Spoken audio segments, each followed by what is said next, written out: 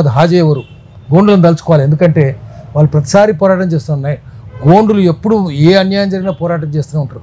1941లో కొమరం భీం మనం చూసినాం, ఇంద్రవెల్లి పోరాటాలు చూసినాం, ప్రతి చోట పోరాటాలు రామ్జీ. అయితే వీళ్ళందరికీ డబ్బులు ఇచ్చింది ఎవరు? ఇక్కడికి అక్కడికి డబ్బులు ఇచ్చింది ఎవరంటే ఇండోర్ రాజు యశ్వంతరావు హోల్కర్, పుణ్యశ్లోక అహల్యాబాయి హోల్కర్ కొడుకు ఆయన. పుణ్యశ్లోక అహల్యాబాయి హోల్కర్ ఏమో ద్వాదశ జ్యోతిర్లింగాన్ని పునరుద్ధరించింది.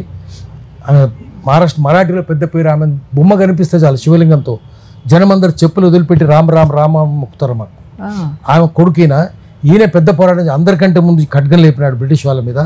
అందరు రాజులు ఓడిపోయినాక అప్పుడు అందరు రిక్వెస్ట్ చేస్తే వదిలేసినాడు. ఆయనే అందరి దేశమంతా ఫైనాన్స్ చేసినాడు.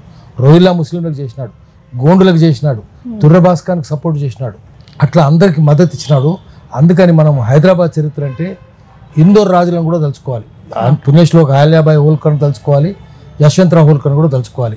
ఇది తుర్రభాస్కాన్ చరిత్ర. అందుకనే తుర్రభాస్కాన్ అనలేక జనం ఏమంటారంటే పిరంగులు తీసుకొచ్చి చేసినాడు కాబట్టి నువ్వు పెద్ద తోపు అంటారు. తోపులు అంటే మామూలుగా తోపు అంటే పిరంగి అంటే ఇంగ్లీష్ వాళ్ళు, రంగు మారిన వాళ్ళు తీసుకొచ్చినారు. పిరంగులు అంటారు.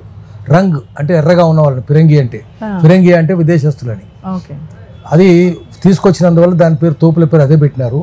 తుర్రభాస్కాన్ పేరు గుర్తుగా నువ్వు పెద్ద తోపువా అని అంటుంటారు, పెద్ద తోపువా అని. అట్నే తురుంఖానువా అంటుంటారు. తురుంఖాన్ అంటే తుర్రభాస్కాన్ అని, పెద్ద తురుంఖానువా అని అంటుంటారు. ఈ రెండు పేర్లు అట్లా వచ్చినాయి. తోపు అనేది, తురుంఖాన్ అనేది తుర్రభాస్కాన్ పేరు మీద వచ్చింది. సాధారణంగా తురంఖాన్ అని చెప్పి వాడుక భాషలో వాడుతూ ఉంటారు. తురుంఖాన్ అంటుంటారు. తుర్రభాస్కాన్ అంత పెద్ద అనలేక తురుంఖానువా అంటుంటారు.